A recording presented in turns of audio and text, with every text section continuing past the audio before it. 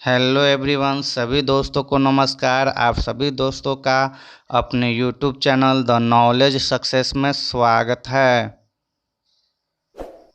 Channel को subscribe करें और बेल आइकन को दबाएं। दोस्तों, ज़िंदगी में हार तब नहीं होती जब आप हारते हैं। हार तो तब होती है जब आप हार मान लेते हैं। तो दोस्तों, आज के करंट अफेयर्स के साथ हमारा विशेष टॉपिक केरल में बाढ़ की स्थिति है। दोस्तों, तो आज का हमारा पहला प्रश्न है, किस राज्य की खगोलीय वेधशाला को यूनेस्को की महत्वपूर्ण संकटग्रस्त विरासत वेधशालाओं की सूची में शामिल किया गया है? उत्तर है बिहार। एलएस कॉलेज मुजफ्फरपुर में खगोलीय वेधशाला को विश्व की महत्वपूर्ण संकटग्रस्त विरासत वेधशालाओं की यूनेस्को सूची में शामिल किया गया है। इसे 1916 में एक कॉलेज के प्रोफेसर द्वारा खगोलीय वेधशाला की आवश्यकता महसूस करने के बाद विकसित किया गया था। कई दशकों तक काम करने के बाद 1995 में इसे सील कर दिया गया, जब कुछ खगोलीय उपकरण गायब पाए गए। अगला क्वेश्चन है, लार्सन एंड ट्रूबो ने आईटी और आईटीज प्रौद्योगिकी पार्क स्थापित करने के लिए किस राज्य के साथ समझौता ज्ञापन पर हस्ताक्षर किए? उत्तर है गुजरात। लार्सन एंड ट्रूब्रो ने वडोदरा में एक आईटी और आईटी सक्षम सेवा प्रौद्योगिकी पार्क स्थापित करने के लिए गुजरात राज्य सरकार के साथ एक समझौता ज्ञापन पर हस्ताक्षर किए।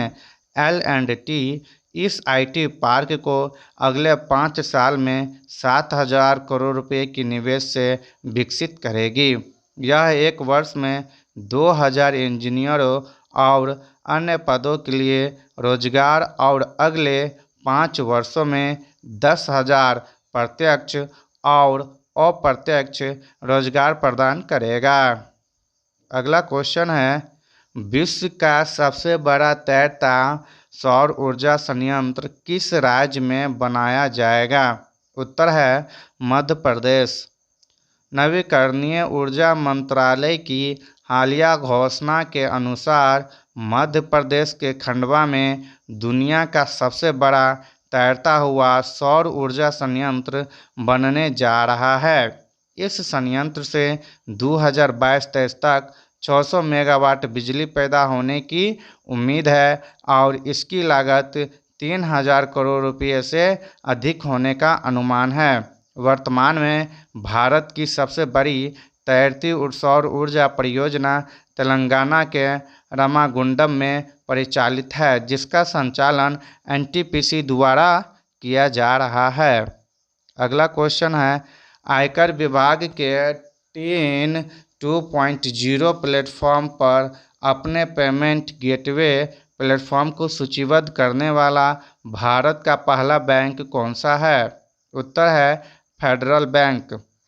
फेडरल बैंक आयकर विभाग के टीन 2.0 प्लेटफॉर्म पर अपने पेमेंट गेटवे प्लेटफॉर्म को सूचीबद्ध करने वाला भारत का पहला बैंक बन गया है। पेमेंट गेटवे करदाताओं को credit, debit card, UPI, NEFT, RTGS और इंटरनेट बैंकिंग जैसे तरीकों का उपयोग करके अपना भुगतान करने में सक्षम बनाता है। अगला क्वेश्चन है, कौन सा देश 2022 के लिए संयुक्त राष्ट्र सुरक्षा परिषद आतंकवाद विरोधी समिति की अध्यक्षता कर रहा है? उत्तर है भारत। भारत आतंकवाद के खिलाफ एक विशेष बैठक के लिए अक्टूबर में अमेरिका, चीन और रूस सहित संयुक्त राष्ट्र सुरक्षा परिषद के 15 देशों के राजनयिकों की मेजबानी करने जा रहा है। भारत 2 साल के कार्यकाल के लिए संयुक्त राष्ट्र सुरक्षा परिषद का निर्वाचित गैर अस्थायी सदस्य है। परिषद में भारत का कार्यकाल इस साल दिसंबर में समाप्त होगा। भारत 2022 के लिए सुरक्षा परिषद की आतंकवादी विरोधी समिति की अध्यक्षता कर रहा है। तो चलिए दोस्तों, आज के विशेष टॉपिक की ओर चलते हैं, जिसका नाम है केरल में बाढ़ की स्थिति।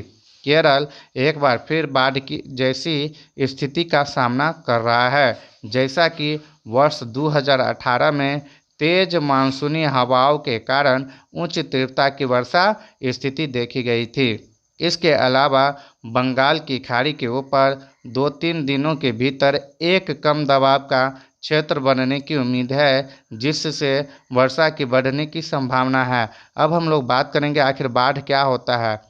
यह सामान्य रूप से सूक्ष्म भूमि पर जल का अति प्रवाह है। भारी बारिश, समुद्री की लहरों के साथ भारी मात्रा में जल की तट पर मौजूदगी, बर्फ का तेजी से पिघलना और बांधों का टूटना आदि के कारण बाढ़ आ सकती है। फ्लैश फ्लड सबसे खतरनाक प्रकार की बाढ़ होती है, क्योंकि यह बाढ़ को विनाशकारी रूप प्रदान कर सकती है। अब हम लोग जानेंगे शहरी क्षेत्रों में निरंतर रूप से बाढ़ आने का प्रमुख कारण क्या क्या है। तो पहला है अनियोजित विकास। अनियोजित विकास तटवर्ती क्षेत्रों में अतिक्रमण, बाढ़ नियंत्रण संरचनाओं की विफलता, अनियोजित जलाशय संचालन, खराब जल निकासी ढांचा, वनों की कटाई, भूमि उपयोग में परिवर्तन और नदी के तल में अवसादन बाढ़ की घटनाओं को जन्म देते हैं। भारी वर्षा के समय नदी तटबंधों को तोड़ देती है और किनारे एवं रेत की पट्टियों पर बसे हुए समुदायों को हानि पहुंचाती है। अगला कारण है अनियोजित शहरीकरण। शहरों और कस्बों में बाढ़ एक आम घटना बन गई है। इसका कारण जलमार्गों और आर्द्रभूमि का अंधाधुंध अतिक्रमण, नालों की अपर्याप्त क्षमता तथा जल निकासी के बुनियादी ढांचे के रखरखाव की कमी है। खराब अपशिष्ट प्रबंधन के कारण नालियों, नहरों और झीलों की जल प्रवाह क्षमता में कमी आ जाती है। अगला है आपदा पूर्व योजना की उपेक्षा। बाढ़ प्रबंधन के इतिहास से पता चलता है कि आपदा प्रबंधन का ध्यान मुख्य रूप से बाढ़ के बाद की क्षतिपूर्ति और राहत पर रहा है। कई जलाशयों और हाइड्रो इलेक्ट्रिक संयंत्रों में बाढ़ के स्तर को मापने के लिए पर्याप्त मापन केंद्र नहीं हैं, जो बाढ़ के पूर्वानुमान के प्रमुख घटक है। अगला पॉइंट है गाडगिल समिति की सिफारिश पर ध्यान न देना।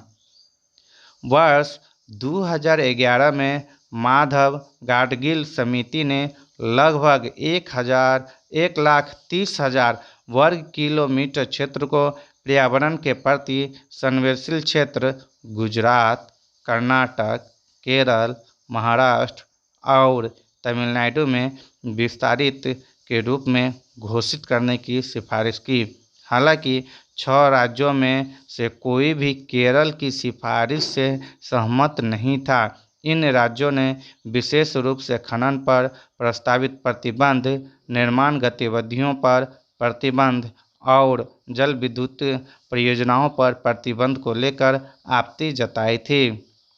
तो चलिए दोस्तों, आज के स्टैटिक्स जीके की ओर चलते हैं और आज के महत्वपूर्ण प्रश्नों को देखते हैं। तो आज का हमारा पहला प्रश्न है, रामकृष्ण मिशन की स्थापना किसने की? उत्तर है स्वामी विवेकानंद। अगला क्वेश्चन है, वास्को डी गामा भारत कब आया? उत्तर है 1498 ईस्वी। अगला क्वेश्चन है, वास्को डी गामा कहाँ का रहने वाला था? उत्तर है पुर्तगाल। अगला क्वेश्चन है, हवा महल कहाँ स्थित है? उत्तर है जयपुर। अगला क्वेश्चन है, सिख धर्म का संस्थापक किस सिख गुरु को माना जाता है? उत्तर है गुरु नानक। अगला क्वेश्चन है, सिखों का प्रमुख त्यौहार कौन सा है? उत्तर है बैसाखी। अगला क्वेश्चन है, सूर्योदय का देश के नाम से कौन सा देश प्रसिद्ध है? उत्तर है जापान। अगला क्वेश्चन है, अंतर्राष्ट्रीय महिला दिवस किस तिथि को मनाया जाता है? उत्तर है 8 मार्च। अगला क्वेश्चन है, क्षेत्रफल की दृष्टि से भारत में सबसे छोटा राज्य कौन सा है? उत्तर है गोवा। अगला क्वेश्चन है, ओणम किस राज्य का प्रसिद्ध त्योहार है? उत्तर है केरल। थैंक्स फॉर वाचिंग दोस्तों। यदि वीडियो अच्छा लगे तो चैनल को सब्सक्राइब करें, लाइक करें और दोस्तों के बीच शेयर करना ना भूलें।